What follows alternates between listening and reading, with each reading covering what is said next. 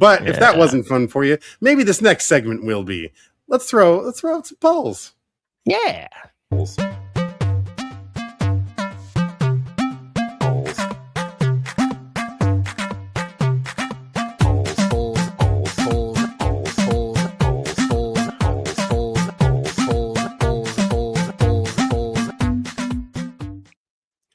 Oh man, my mouth was so dry. I was so excited for that song to kick in. Oh man. All right. On episode 241, I reviewed the latest Paul Rudd movie, Power Ballot. Out of Anchorman, The Legend of Ron Burgundy, Knocked Up, The 40-Year-Old Virgin, and I Love You, Man, I wanted to know which was the Toasties' favorite Paul Rudd comedy. Dennis, what's your take on this? Damn. I kind of just want to default to Anchorman. Like, although right. I have a soft spot for I Love You, Man, because me too. The journey they go on is right. A relatable thing, and it is a thing. Like, it is hard for guys to do that. Yeah, like we were talking about earlier, making friends as adult men. It's hard, and that was the opposite of the whole Cable Guy situation. Exactly, for the most part. Right? Oh, fuck, yeah. I'm torn between those two because I love the fucking what is it? Brian Fantana. Sex Panther by Odeon. It works 70% of the time. All the time. That smells like straight gasoline. His character in that was so brilliant, and the way he carried it was so fucking fantastic. I laugh every time, and it takes a certain talent. So it's somewhere between my affection for I Love You, Man and the hilarity of Anchorman for me. You know, it's sad. Like, all these movies are like in my top, like 40-Year-Old Virgin's in my top, Anchorman's in my top of like top 5, top 10. And I love Knocked Up and I Love You, Man. Like, they're in constant rotation. Like, I own them on physical, but it's tough. Like, he doesn't get enough to do in Knocked Up, but then he gets This Is 40 where he gets more to do. I like version, he's not as much. So he's way more support. You don't get him nearly as much. He was still on the rise. He wasn't Paul Rudd yet. He was coming off of like Friends and stuff. He was that guy on Friends. Yep. The piano singer. Was his name Paul in that? No, because that's the whole joke. Mike. Because the way they meet is Mike, as Joey walks into a coffee shop and he just starts calling out the name Mike because he was supposed to have a blind date for Phoebe. That makes sense then. But yeah, I'm tossed up. Like, he's great as Brian, but yeah, I Love You, Man. I love that character so much, and he definitely gets the shine in that movie. Yeah, it's tough, but let's find out what the Toasties had to say because I could go back and forth all day on this. 0% for I Love You, Man. So that's what I'm saying.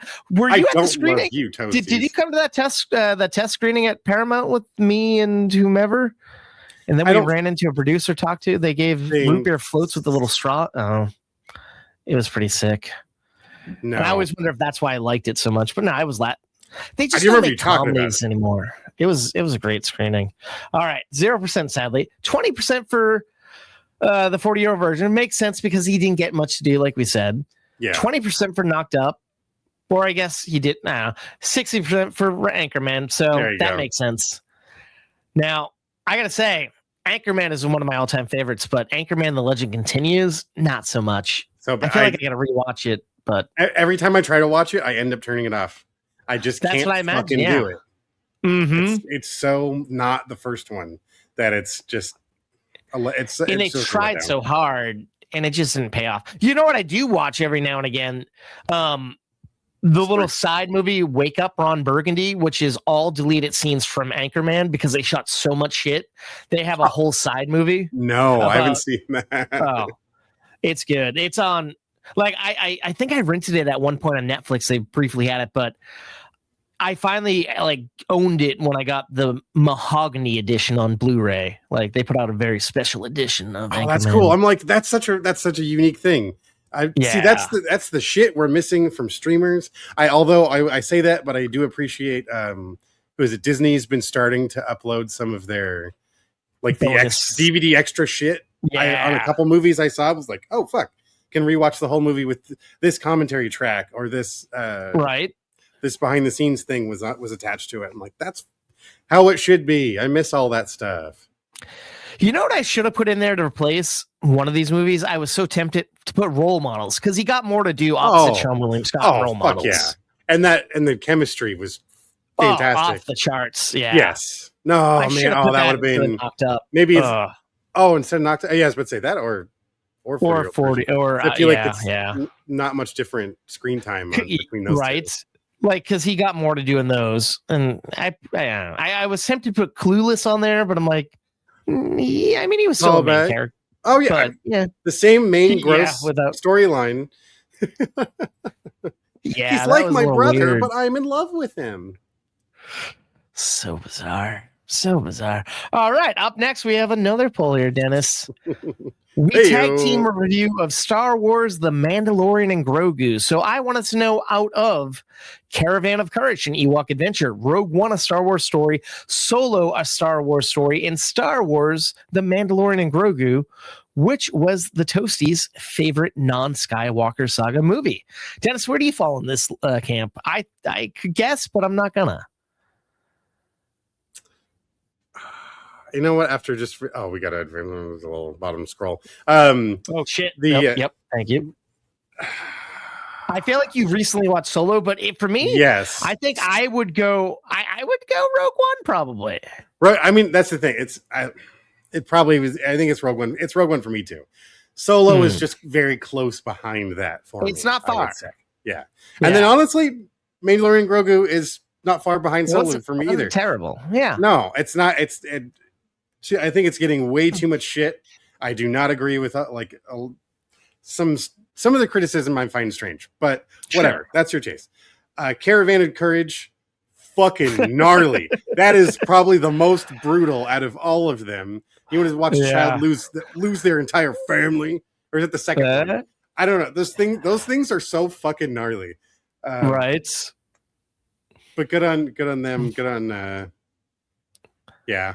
I don't know. Mm-hmm. Yeah, I'm with you on Rogue One though. Fair enough. All right, let's see what the Toasties have to say. 0% for Solo. I guess that kind of makes sense. Sucks. I thought you had a couple of votes. 90% for Rogue One, if not 100. I think it's going to lean that. That's my guess. It leans that heavy. Probably 20% for The Mandalorian and Grogu. No fucking way. Right?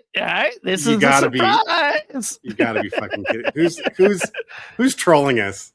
This is this is real. Rick, how many accounts do you have? For Caravan of Courage. He waited 40% for Rogue One. Get the fuck out of here. And Rogue this One was for two separate like it came from I put together from both YouTube's results and Threads. Caravan of Courage held on both of those. It was surprising, and I just merged them. Fucking people, you're wild, Toasties. I was for a while. Caravan was in the first slot, and then it kind of evened out with. They're trolling us, man. They're fucking trolling us. I don't know, man. I think it's nostalgia sometimes. Have you seen? Oh, I won't. I will never argue nostalgia because that's always what the individual carries in their heart. That personal significance. Have you ever watched it? Haven't been since it was like on TV and I recorded it on a VHS tape. It's okay.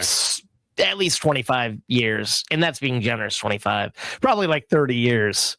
As I would say, next Star Wars, next May the 4th, man, maybe give it a shot. Because it's what's funny is you would assume that one's got to be totally way more Adam Speed. It's like one of the darkest fucking Star Wars stories ever made. Right.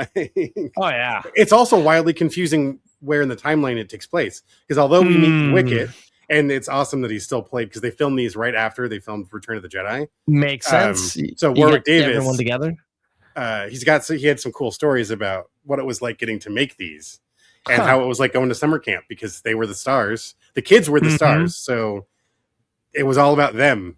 And they shot their own little Star Wars movies on the side. They were given a video camera and were shooting their own scenes between takes and stuff. And it's crazy. That's pretty dope, though. The creatures are cool. I like all the added aliens and the others. Like, just showing that it's not just Empire versus Rebels all the time. This is really the first time we've seen in media, aside from this Christmas special, this is the first time we've seen other stories occurring in the Star Wars universe. That's true. Yeah. And then we had like the animated Ewok stuff, which was and droids. Yeah, but that goes back to the Skywalker stories. Yeah. I like how they give like the main boy like a Luke Skywalker style haircut and look almost, and it's like, come on, he's not Luke. And he's like from what I remember, I just want to go really to Tashi Station. This kid sucks at being the hero. The little girl is like the little girl looks like the badass. I want to say she kind of is nice, but it's about the Ewoks, really. Like, yeah, I mean they should shine. Don't worry about the parents. Maybe one day we'll get a Porgs movie. Fuck the parents. Fuck them. They've had their time to shine. You don't have to worry about them long. Hey, it's like every classic Disney movie. Parents don't have to live. That's right. Kids need to grow up and be sad. All right. Speaking of being sad. Yeah. Jesus. Wow.